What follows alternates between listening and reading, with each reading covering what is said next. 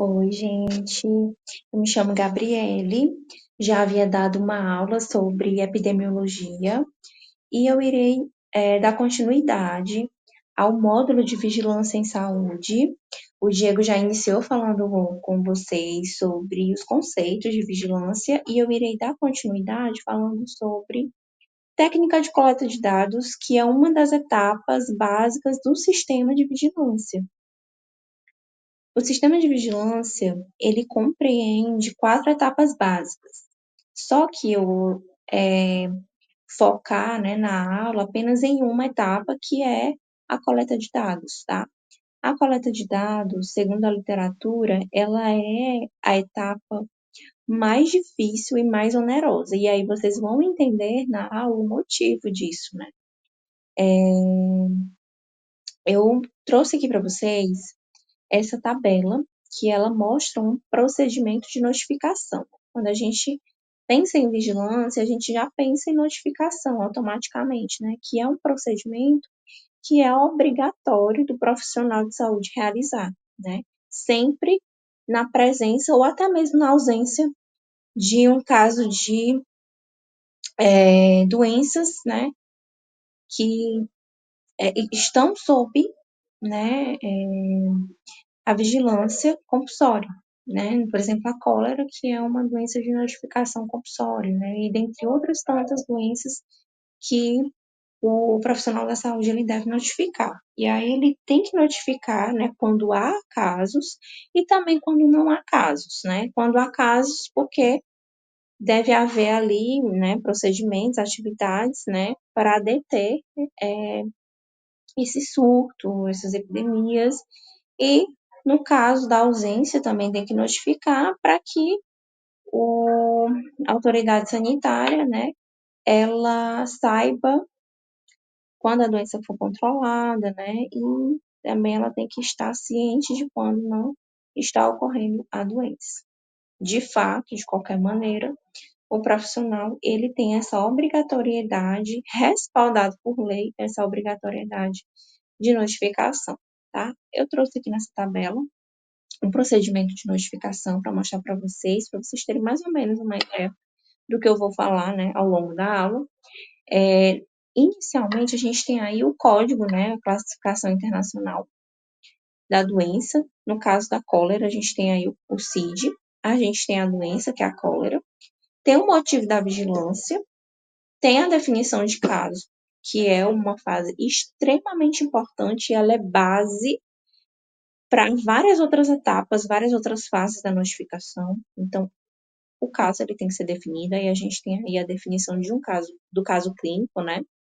E tem a classificação do caso, provável, suspeito ou confirmado, que a gente vai conversar posteriormente. As 4 etapas básicas do sistema de vigilância é a coleta de dados, análise de dados, interpretação de informação e a difusão da informação. Mas eu vou falar que na aula, né, o foco será apenas a coleta de dados. Cada etapa dessa apresenta atividades e responsáveis específicos.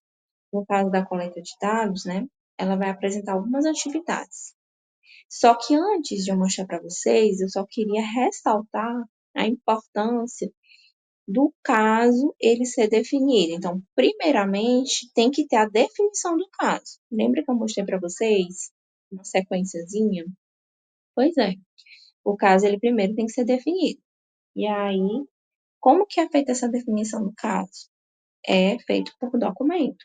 Então, em um documento é definido o caso, um documento é registrada a fonte dos dados, a periodicidade da notificação, todos são registrados em um documento. E aí, com relação às atividades da coleta de dados, inicialmente a gente tem a detecção, que seria basicamente essa definição aí de casos padronizados, né, que vão ser coletados, e a localização das fontes de dados. O que seriam as fontes de dados? É a fonte de onde veio essa informação, né? De onde veio essa informação que está tendo essa doença, certo? Que eu vou já mostrar para vocês as principais fontes de dados. Tem a notificação, né? Que é o que a gente conhece, né? Que é o que a gente mais ouve, né? E aí, no processo de notificação, a gente tem alguns componentes, né, que eu vou já até mostrar para vocês. Tem a unidade notificadora, que é aonde a informação ela é passada. Então, quem passa a informação, que está tendo ali um surto, que está tendo uma presença de doença, quem está passando a informação, quem está notificando, é a unidade notificadora. Então, tem que existir essa rede local de unidades notificadoras. Aqui eu errei, eu coloquei notificados, tá? Mas é notificadoras. E tem o pessoal notificador, que seriam realmente ali o profissional, né?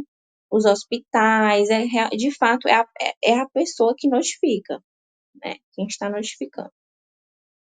Tem ali o instrumento, né, de transmissão dessa informação, que no caso seriam, por exemplo, formulários, meios de comunicação, né? Que transmitem essas informações, e a gente tem os procedimentos de notificação, que é importante que sejam padronizados, para que de fato haja uma validação desses dados. Eu vou já mostrar para vocês o que seria uma validação de dados. Deu uma travada aqui no slide. Problemas técnicos, né, quando a gente faz ao vivo. E aí tem a classificação, né? Foi o que eu tinha mostrado para vocês inicialmente. A gente tem a casos suspeitos, né? Casos prováveis e confirmados. São palavras bem intuitivas, né? Quando a gente vê, a gente já imagina que seja.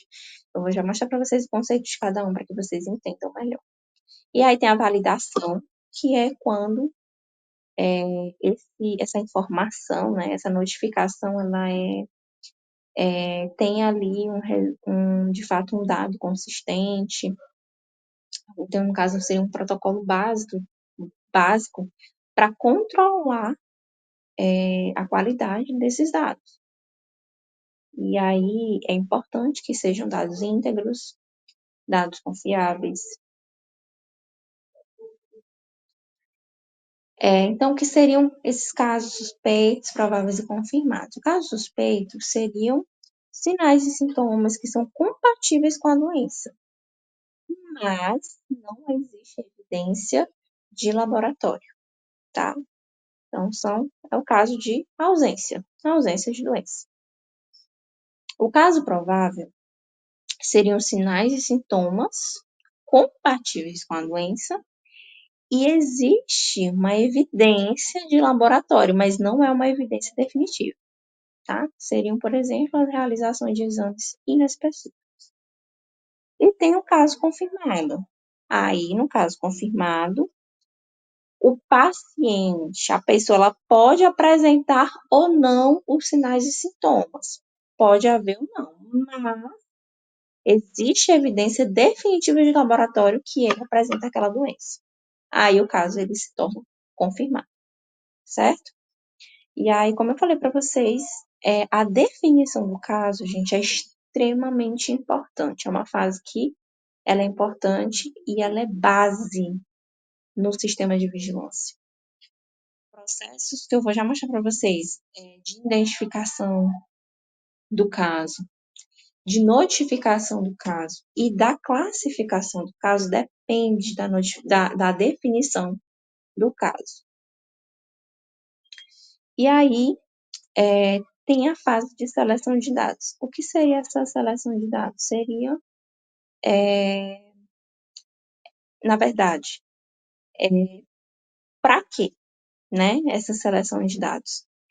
Ela é importante para identificar o caso, né? E aí são utilizados alguns dados elementares.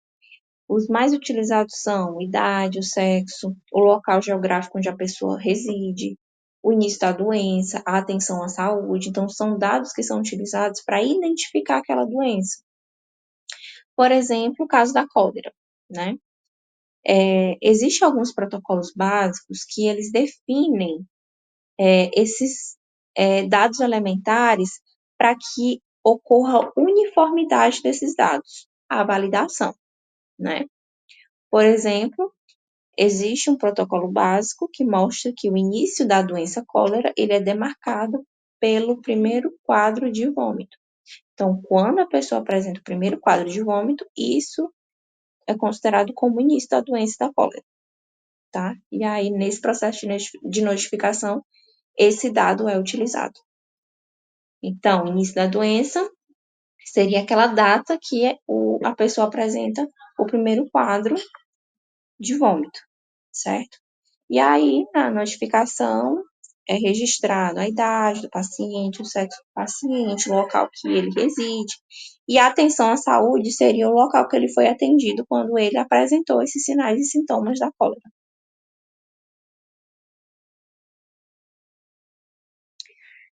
Bem, e o que seria aquela fonte de dados que eu mostrei para vocês, né? Que é na detecção, é importante ser registrado, né? A fonte dos dados, que seriam essas fontes de dados, é onde foi a fonte daquela informação, certo? De onde aquela informação ela foi extraída. E aí eu vou mostrar para vocês 5 fontes de dados. Tem a notificação de casos. O que seria essa notificação de casos? Seria a notificação que é realizada de forma rotineira e obrigatória pelos profissionais. Então, assim, notificação positiva, que no caso seria da presença de doença, negativa, que é no caso que mesmo a doença não estando presente, é importante que haja essa notificação. Então, é basicamente o serviço de saúde informando de modo rotineiro e obrigatório a autoridade sanitária, né? Então, sobre a ocorrência de algum caso, né? Sob efeito de vigilância. Então, é basicamente isso, certo? É a notificação de casos. O registro, como o próprio nome está falando, é quando instituições públicas e privadas, qualquer instituição, não só serviço de saúde, registram a ocorrência de alguns casos, como, por exemplo, o nascimento, né? Aí tem a declaração, né, do nascimento, né, a certidão de nascimento, certo? Então, esse seria um registro, no caso de óbito, declaração de óbito, certo? E vários outros registros. Então, na ocorrência de um caso, qualquer instituição pública e privada realiza esses registros. É uma outra fonte de dados.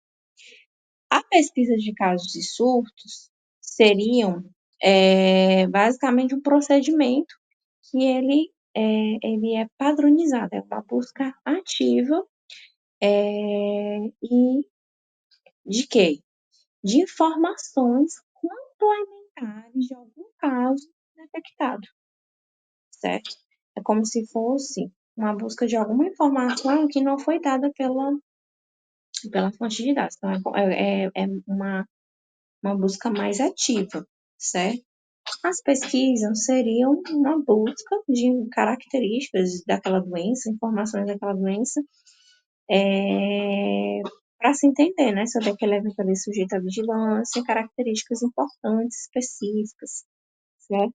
Daquele dado ali, que não foram disponibilizadas também pela fonte de dados. E os rumores, como o próprio nome está falando, são informações que vêm ali da própria comunidade, que não tem nenhuma confirmação, mas que mesmo assim são informações que disseminam, né, por meio de redes sociais, meios de massa, né? Só que não são casos confirmados. E aí, com relação aos tipos de vigilância, né, a gente tem a vigilância ativa, a passiva e a sentinela.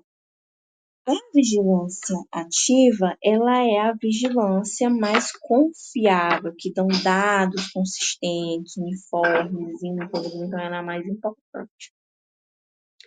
Ela é basicamente quando a equipe de saúde, ela recorre à fonte de informação para realizar uma busca intencional de casos de eventos sujeitos à vigilância, certo? Os profissionais da equipe, eles buscam diretamente os dados do objeto de vigilância.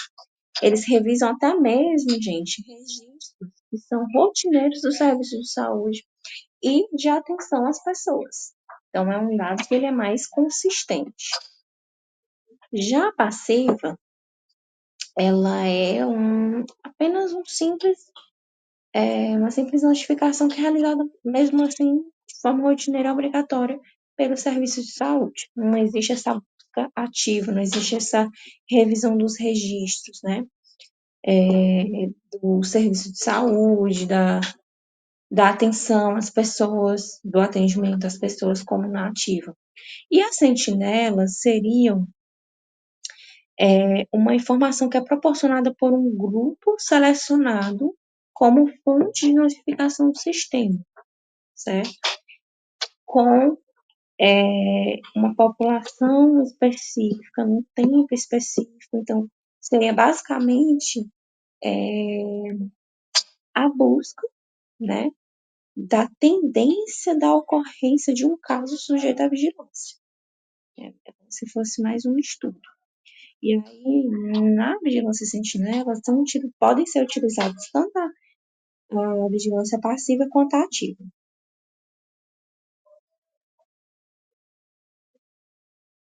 E aí, como eu falei para vocês, né, a notificação ela é um procedimento que é obrigatório de ser realizado, tá, gente? E é respaldado por lei, essa obrigatoriedade, né? E todos os serviços de saúde devem realizar, né, essa notificação. A notificação ela seria um documento, uma declaração oficial ali da ocorrência de casos sujeitos, de eventos sujeitos à vigilância, né? Como se fosse realmente essa declaração oficial de que está ocorrendo esse caso, certo? E aí, existem alguns componentes dessa notificação de casos, né? Quais seriam? Seriam as unidades notificadoras, que foi aquela que eu falei para vocês, né? Que é quem transmite a informação. Tem a unidade de vigilância, que é aquela que recebe a informação. Aí um exemplo de unidades notificadoras, hospital, os profissionais da saúde, certo? Registro civil. E tem a unidade de vigilância, que eu falei para vocês, que é quem recebe a informação, né? Quem recebe ali a notificação, que seria basicamente a autoridade sanitária, né? E tem a transmissão da informação, como essa informação, essa notificação é transmitida. E aí ela pode ser feita por meio de formulários, por meio de algum programa, né, algum sistema que realiza essa notificação. Então, essa seria a transmissão da informação.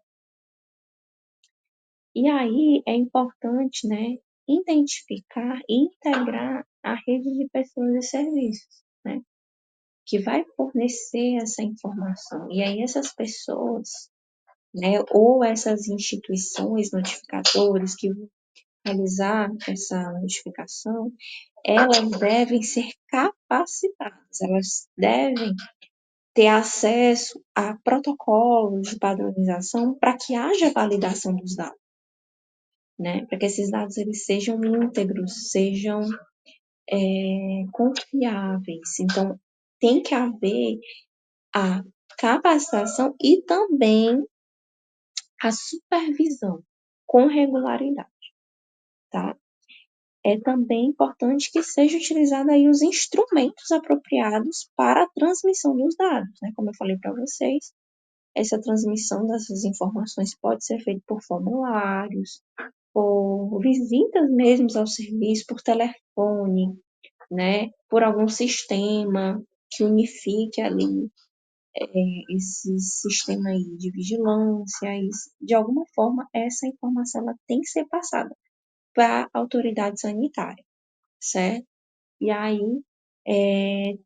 no próprio documento, né, ali na capacitação profissional, ele tem que ter acesso ali à periodicidade, ou seja, a frequência que a notificação deve ser realizada, né? E aí tem algumas doenças, né, que tem uma periodicidade, uma frequência diferente das outras, né? Sempre existe.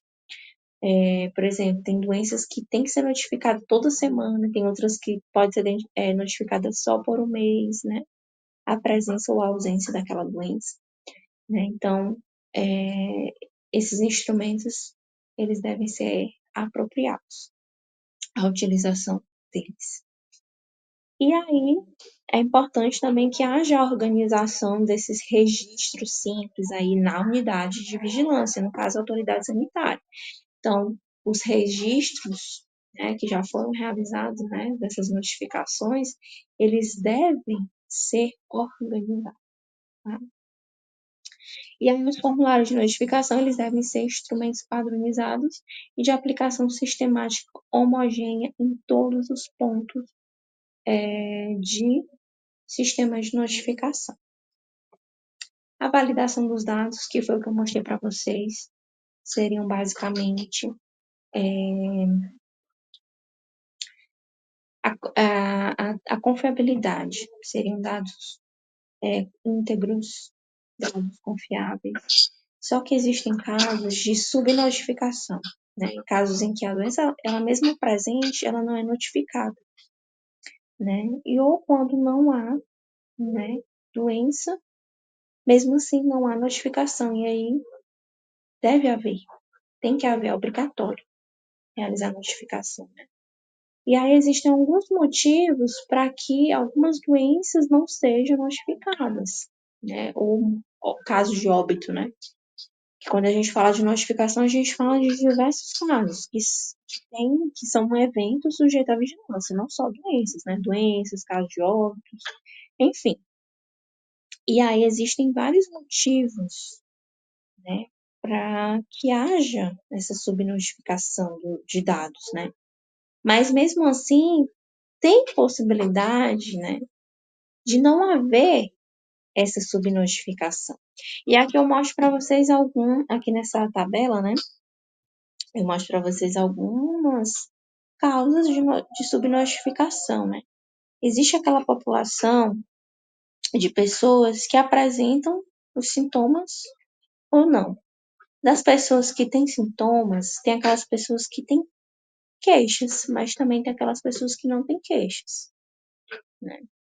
E aí, no caso das pessoas que têm queixas, existem aquelas pessoas que buscam um serviço de saúde, mas tem aquelas pessoas que, mesmo com sinais e sintomas, elas não buscam. E aí a gente já tem um caso uma causa de subnotificação, né?